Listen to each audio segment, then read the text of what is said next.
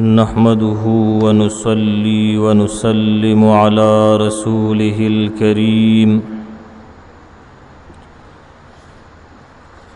أما بعد فأعوذ بالله من الشيطان الرجيم بسم الله الرحمن الرحيم هن لباس لكم وأنتم لباس لهن وقال تعالى في مقام آخر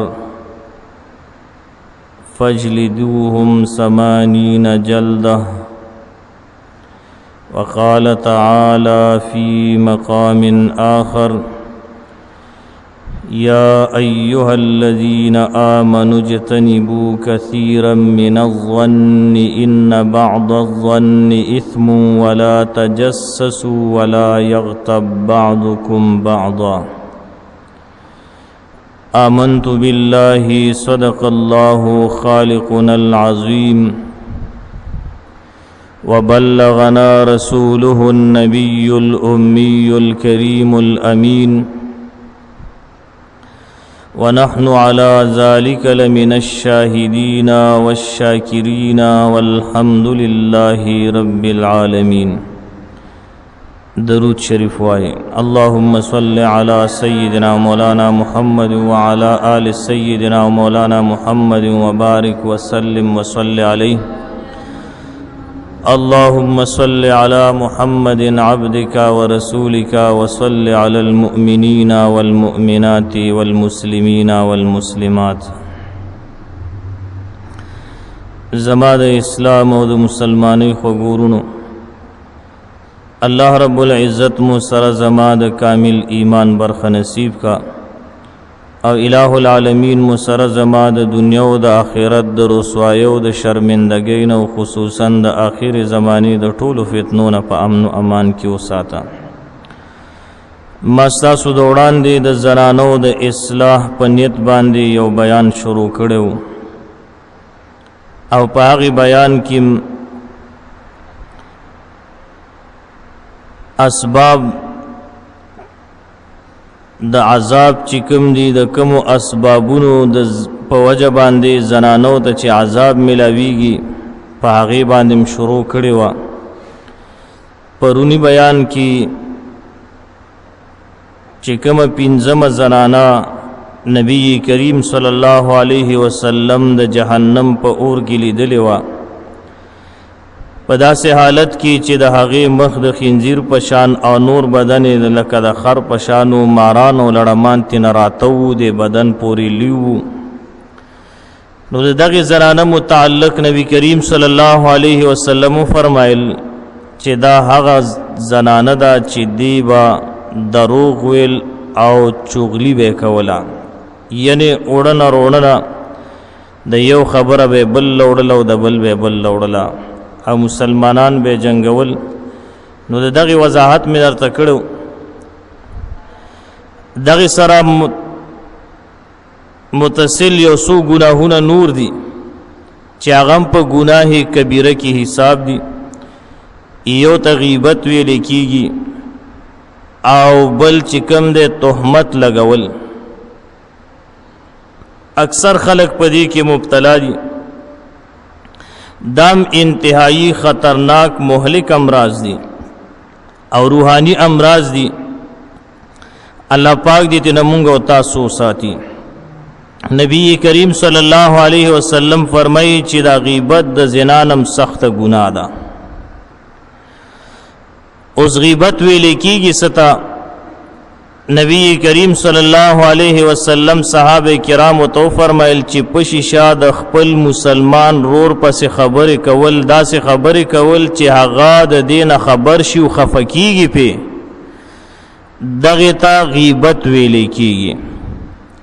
نو صحابہ کرام عرض کوی دا الله محبوبا کچرته کې دا کار پد کې موجود وي دا عیب پکې موجود وي او پشي شا بیان شي نو دغه تغیبت ویلې کیږي. نبی کریم صلی الله علیه وسلم او فرمایل دغه تغیبت ویلې کیږي او کچرته کې دا کار پکې موجود نو بیا دې ته بهتان ویلې کیږي. او خوږ پیغمبر جناب محمد رسول الله صلی الله علیه وسلم فرمایي چې دا بهتان دا د غیبت نم سخت ګناه ده تهمت لګول بل د غیبت باره کې الله پاک قرآن عظیم الشان کې حکم کړی دی ولا یغتب بعضکم بعضا الله رب العزت فرمایي چې نه کوي غیبت د تاسو نه بعضې د بعضو مثال بیانی ایحب احدکم ان یاکل لحم اخیه میتا فکرهتموه الله رب العزت فرمای آیا پتاسو کی یو کس دا خوخی چې هغه د خپل مسلمان رور غوخو خوري په داسې حال کې چې هغه وفات شوی وي د غیبت مثال داسې دی لکه د خپل مړ رور غوخه خوراک او دا څوک نه خوښوي ګوره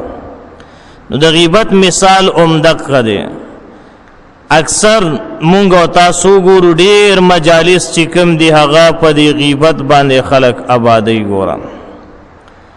خو یاد ساتي غیبت کولم حرام دی غیبت اوریدلم حرام دی او هغه مجلس چې غیبت پکې کیږي په هغه کې کېناستلم حرام دی او دغه سي مجالس تتللم حرام دی ګورم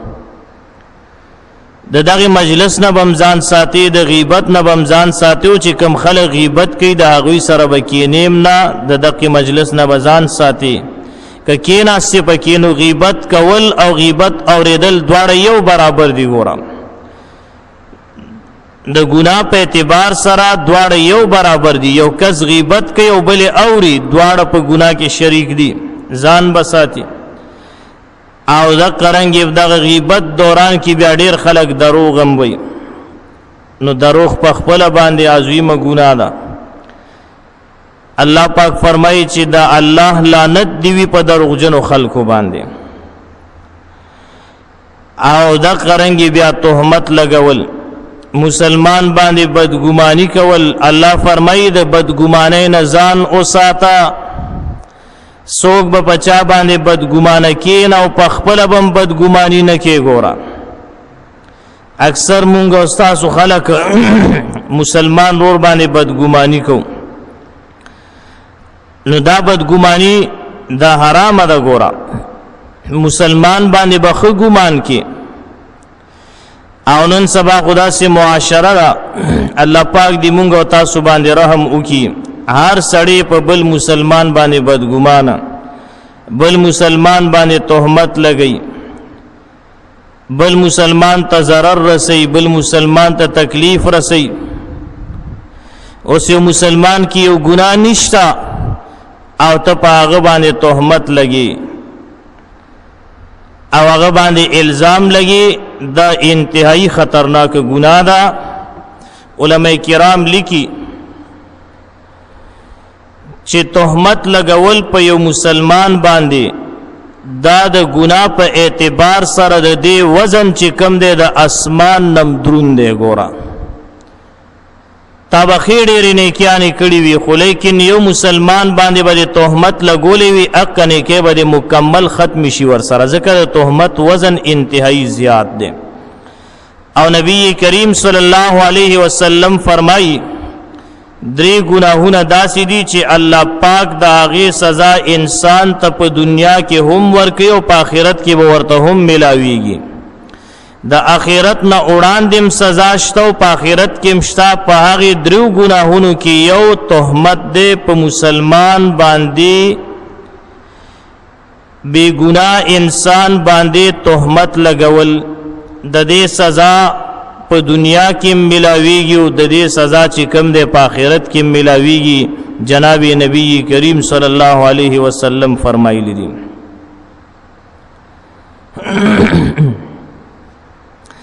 نو دغه سيزونو نه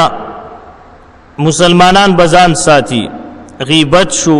دروغ تهمت لګول چغلخوري مسلمانانو ته پیغور ورکول مسلمان ته ضرر رسول مسلمان ته په جبه باندې تکلیف رسول د دې ټولو نه بزان ساتي ډومبنو صدو کې چې دا تقریبا زمانہ د امام مالک رحمه الله وا امام مالک رحمه الله دا یو بهترین عالم بزرگ او د خپل زمانه امام دی. د دې کتاب د موطأ امام مالک او په دې باندې یو عالم چې هغه په خپل یو لوی امام دی علامه امام زرقانی رحمه الله دا په موطأ امام مالک باندې یو شرح لیکلی دا. پاغي کی یو واقعه را نقل کړي چې باندې کی یو زنانه وفات شو. نو چې کله زنانه وفات شو د دغه زنانه د غسل د پاره یو زنانه غاسله راغله، غسل ورکون کی زنانه راغله. نور زنانم به پکې دغه یو بل زنانم و. نو مسله دا چې زنانه ته به غسل زنانه ورکي. نو دغه غاسله زنانه راغله او دې زنانه ته غسل ورکي او نور زنانم موجود دي. نو دغه دوران کې دی یو خبر وکړه د نور زنانو ته وی چې تاسو دا زنانه پیژنئ. نو هغه وی چې او پیژنوي. نو دی ورته ویل چې دا زنانه چې دا کوم مړه ده کنه د دې پلانی کس سره ناجایز تعلقات وو. دا ټیم کې دا د زنانه غسلم ورکي او دا خبره هم وکړه. خو چې څنګه خبره وکړه او دوباره خلق ولاوله نو د دې غاسل زنانه د دې لمبون کې زنانه لاس چې کم دی د غمړي زنانه د پتون سره کلک اون خطه او جدا کېدنه.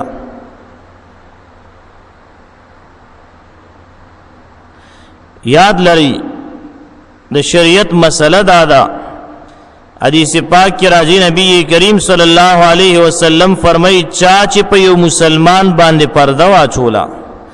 الله پاک به په د باندې په دنیا او آخرت کې پرده واچي. نن سبا مونږ تاسو د مسلمانانو نه پرده پورته کوو. دې کې علما دوه معنی کوي. یو معنی دا چې یو سړی بربندو ا غریبو داغه د پاره د کپڑے واخیسته. یو دا معنی کوي علما. او دویمه معنی دا د من ستر مسلمان معنی دا کوي چې یو سړی ګناه وکا تا په ګناه باندې اولیدا نو تو ور باندې پرده واچوا. اوس یو سړی ګناه نه کړو موت په خپل جهالت پاغه باندې ثابتو ګورم چې دا دې کړی دا ګورم او ما ته معلومه شو. نو یاد ساته دا د شریعت خلاف خبره ده ګورم. اصول خدا دې چې یو کس ګناه کړی وینو پرده په واچي ګورم. رسواکی بینا قاضی له به نه بوزي. فائدې صدا الله پاک بتا ته په دنیا کې پتا باندې پرده واچي په آخرت کې موستي او سړی ګناه کړم نه او په زور باندې هغه سکی پاغه باندې ګناه ثابتي. نظم دا د جهالت انتها د الله پاک دی مونږ تاسو ساتي. نو دغه زنانه چې دا خبره وکړه نو د دې ژوندې زنانه د دې غاسل د لاس د اکمړي زنانه د پتون سره اون خطه جدا کیږي نه.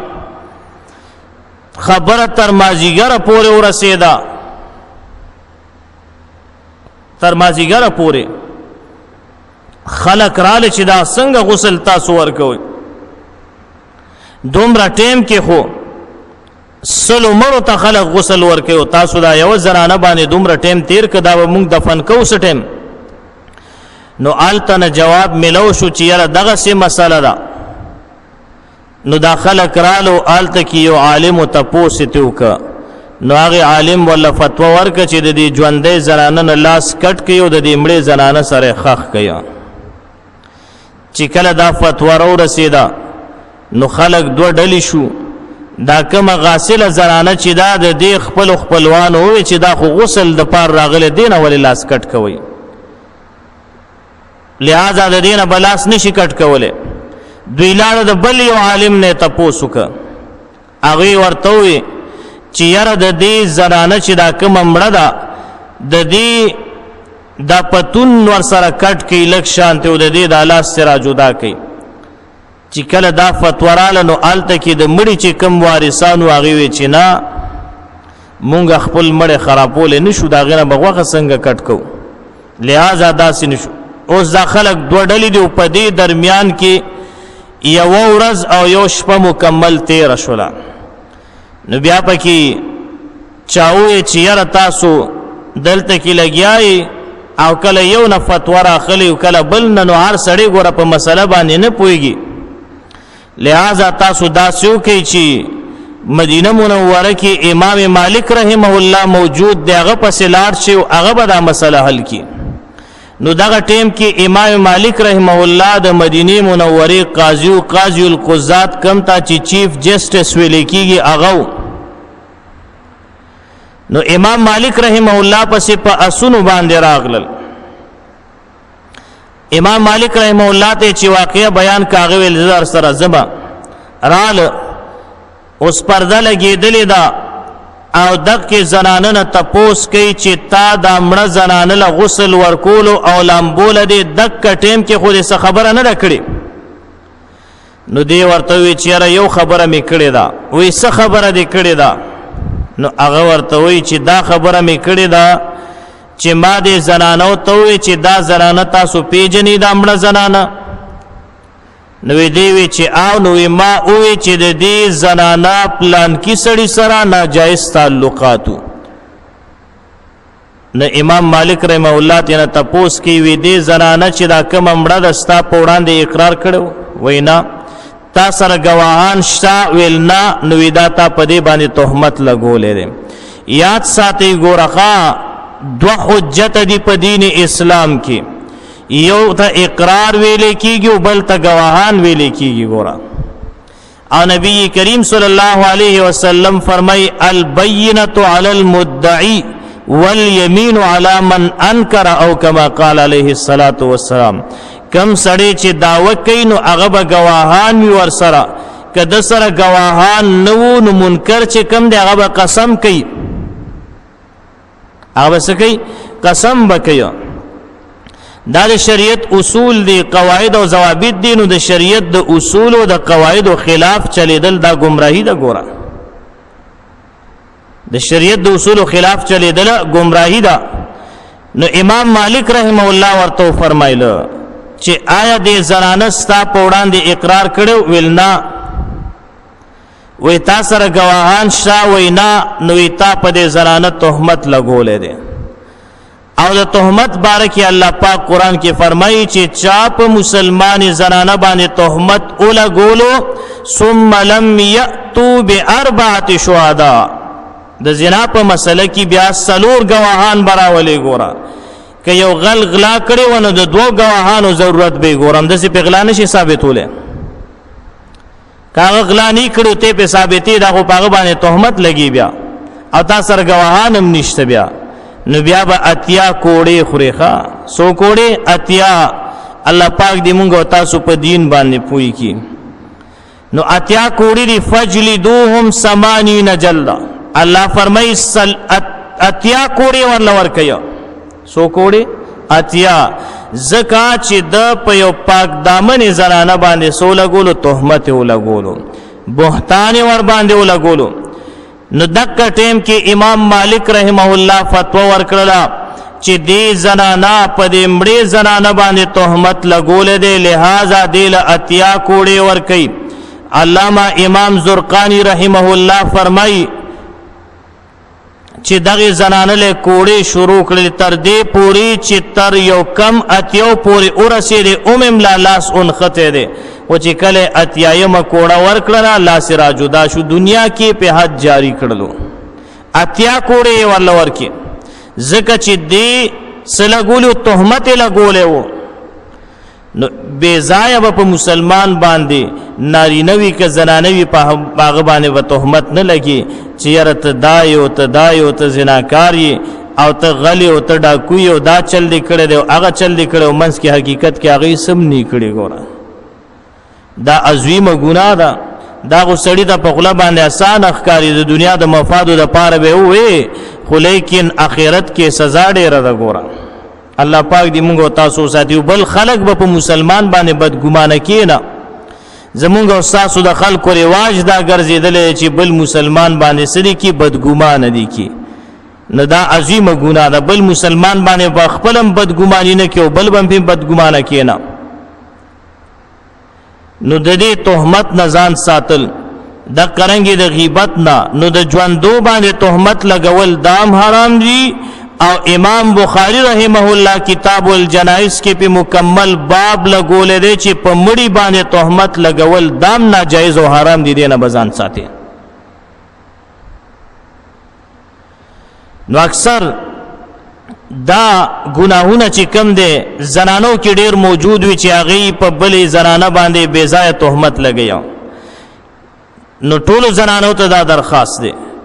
او دا قرنګي نارینو ته دا درخواست دی چې د دې عظیمي ګناه نه ځان اوساتې ګوره دا قرنګي غیبت هم دی غیبت نه بم ګوره نن سبا کومګ او تاسو ګورو خزه چې کم دی دا د خاون غیبت کی خاون د خزي غیبت کوي دا ناجایز دی خواخي د انګور غیبت کوي انګور د خواخي غیبت کوي پلار د زوی زوی د پلار امام د مقتدی د امام دا قسم خلق پکې په ګناهونو کې مبتلا شي دي الله رب العزت قرآن کی فرمائی هن لباس لکم وانتم لباس لهن الله رب العزت فرمائی چې دا بیبیان تاسو د پاره لباس دی او تاسو دوی د پاره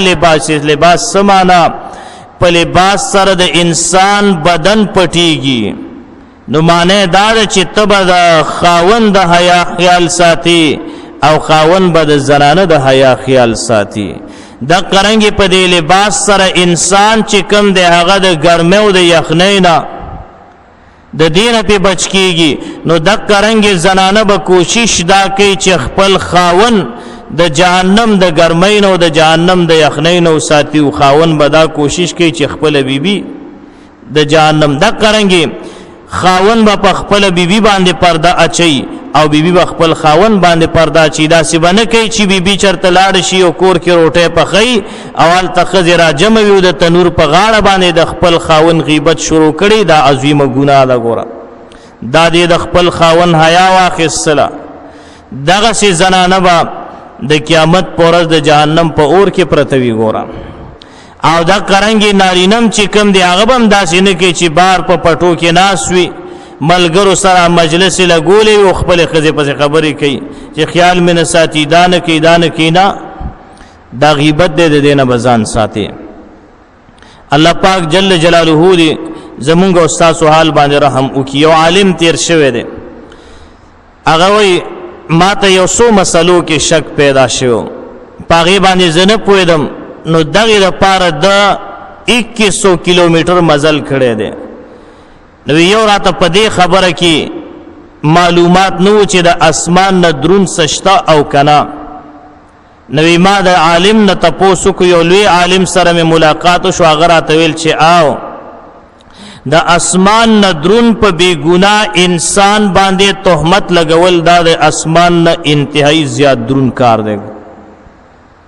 دومره عظیمه ګناه ده خاطر دی وزن د اسمان د وزن نم سیوا ده او بیا فرمایل وی ما ورته ویل چې زمکه نه فراخ سیس شتا نو راته ویل چې او د زمکه نه فراخ سیس هغه حق خبره ده چې حق خبره دی وکړه دا ډیره فراخه ده دا ډیره زر خوريږي په خلاف د نه حق خبره او ما ورته چې د کانی نه سخت سشتنو راته ویل چې او د کافر او د منافق زړه دا د کانی نم سخت ده سلورم ماویل د جهنم نه گرم سیز شتا نو راتویل چې او د جهنم نه گرم سیز هغه حسد دی او د حاسد انسان سینه او زړه دی چې کم سړی وي حسد کوي نو دی د جهنم اور پر خپل سینه کې را جمع کوي وی پنځم می تاسو کو چې زمهریر دام د جهنم نوم دی او دا یخ جهنم دی یاد ساتي علماء لیکي چې کله دا جهنميان د ګرم جهنم نه را اوسل شي او د یخ تور واچول شي نو دی به دومره سخت په تکلیف کې وي چې سه انتها به نه وي او بیا به الله پاک ته درخواست کوي چې یا الله غ واپس میغه جهنم ته ورغور زوال د قسم سپرلی وو نو هغه ګرم جهنم کې زندگی به ورته سم سپرلی ښکار کیږي نو دا یخ جهنم دا غنم خطرناک دی زمهریر ورته وي نو راتویل چې آو د دین یخ سستا ستا یو خپل کس دی او هغه ته د حاجت پیښ شو په دغه حاجت کې ستا مدد اونکه نو د هغه خپل ولی او دوستانی نس د چې زړه یخ شي نو دا وی د قدم یخ دی او بیا شپږم سمندر چې کم دی دا زیات مستغنی دی څه دی زیات مستغنی او ددنه زیات مستغنی شتا نه راته ویل چې آو هغه قانع انسان چې چا کې قناعت موجود وي قناعت سمانا په خپل حساب باندې صبر کول الله صدر کړی دی اولاد در کړی بیبي در کړی دا مال حال اولاد در کړی په دې سيزونو باندې بس صبر کول وې دا د سمندر نه مستغنی دی او بیا مې تاسو کو چې د الله په جناب کې انتهایی ذلیل انسان څوک دی نو هغه عالم راتویل چې د الله په جناب او دربار کې انتهایی ذلیل انسان چې کم دی هغه چغل خور انسان دی نو زما مقصد پر دوه خبرو کې وخا یو تهمت لګول چې دا د اسمان نه درون کار دی ګورم الله پاک دې موږ تاسو ساتي او د قرنګ چغل خوري د الله په جناب کې دغه چغل خور انسان انتهایی ذلیل انسان دی الله رب العزت دې موږ تاسو ساتي نو خپل ځان ته خیال کو د قرنګ خپل جيب چې کم دې موږ تاسو د غیبت نه به کنټرول کو د قرنګ د دروغ گویی نه او د قشان دې په مسلمان باندې بل مسلمان بدګمانه کول د دینه خپل ځان کنټرول کو او د قرنګ چغل خوري شو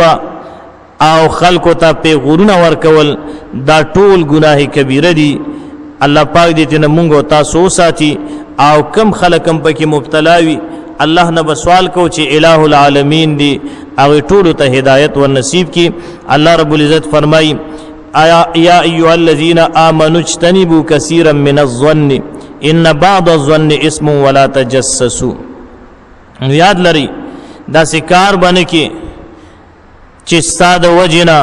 یو مسلمان په بل باندې بدګمانه شي گاونډي په گاونډي باندې بدګمانه شي پلار په زوی باندې بدګمانه کی په خبره باندې پوي کنه د قرنګ مور په لور باندې بدګمانه کی لور په مور باندې د ځان خبره ورته کې دا چل شوی دی هغه شوی دی ومنس کې حقیقت کې اسم نوي ګوره په خبره پوښوي کنه منس کې حقیقت کې اسم نوي نو مارته بیگام د دې وضاحت کړو ویلی مې ودرتا چې شریعت کې یاد لري د یو سیز د اثبات د پاره یو سیز چا باندې ثابتین او هغه د پاره دو سیزونه دی ګوره یو ته اقرار ویل کیږي او یو ته ویل کیږي گواهان اقرار گواهان یو سړی په خپل پزان باندې اقرار نی کړي یو سیز پته نشي ثابتولې ګوره په خبره پويږي او د قرنګي گواهان در سره نوی نوما مرتبهګه په دغه باندې ډیر وضاحت کړو اگر باز زینو کې دا سیوی چې هغه دا خبرې کوي چې یاره تا باندې تعویز شوی دی پلان کې کس ګوره دا پته ای چاتم نه لګي ګوره په خبره پوي کنه دا پته چاته نه لګي ګوره دا قرنګي تا نه پلانې سیز ورک شوی دی پلانې پټ کړی دی دا پته خو الله ته لګي او پښتانم وای چې پټ غل سوي بادشاہ دی پټ غل بادشاہ دی اوس هغه اقرار نه کړو که مثلا اغرالو میدان ته او تا په وی چې دا غل دی او د غلا کړی دا هغه منکر شو قسم وک نو بیا بس کې دا خو بیا تا تهمت لګولې ده نو تهمت سزا سره بیا سلويخ کوړي دی ګورا نو الله پاک دې موږ تاسو په دین باندې پوي کی نو ما وی چې دا باز علاقو کې ګورا ارزه باز علاقو کې دا رواجونه وی مونږ به کوشش دا کو او د خپل ملګرو ته دا درخواست کو چې کوشش دا وکړي چې دا سيزونه ختم شي چې مسلمانان د نور سره خپل اخوت بیچاره اور ولی قائم کی دا سینی چې یو بل باندې بدګمانه او هر سړی ته بیا د غل په نظر باندې ګوره یاره د اغلا برانه د کډو سړی غو د شک کې واچو نو څوک په شک کې اچول یا بل چا باندې بدګمانه کول دا گناهی کبیره ده سبحان ربک رب العزه عما یصفون وسلام علی المرسلین والحمد لله رب العالمین درود شریف اللهم صل علی سیدنا مولانا محمد وعلى آل سيدنا مولانا محمد وبارك وسلم وصل عليه اللهم صل على محمد عبدك ورسولك وصل على المؤمنين والمؤمنات والمسلمين والمسلمات